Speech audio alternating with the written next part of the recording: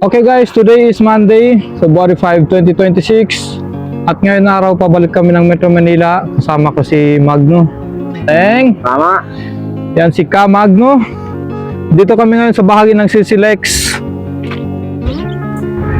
Ngayon, papasok na tayo dito sa CCLEX. Isa ito sa mga expressway madadaanan natin ngayon.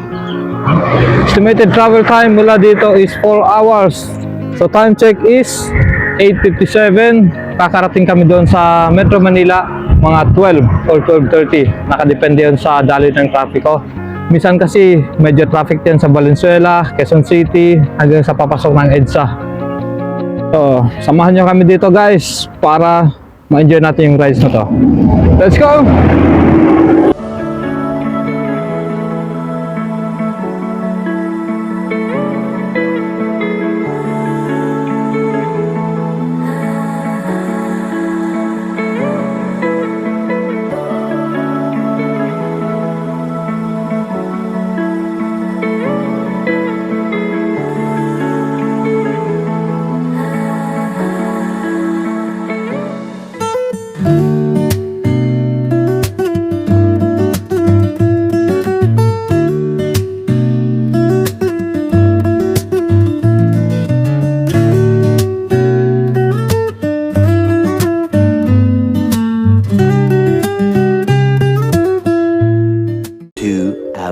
Later. Okay guys, ngayon papasok na tayo ng Plaridel Bypass Road.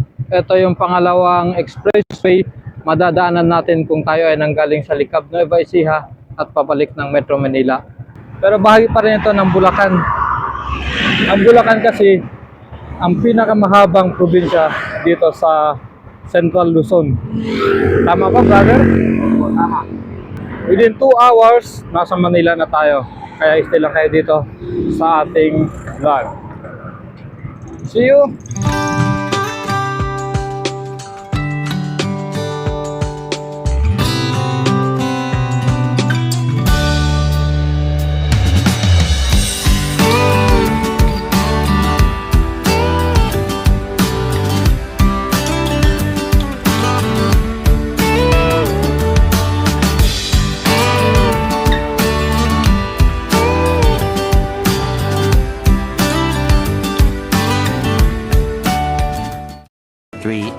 Later.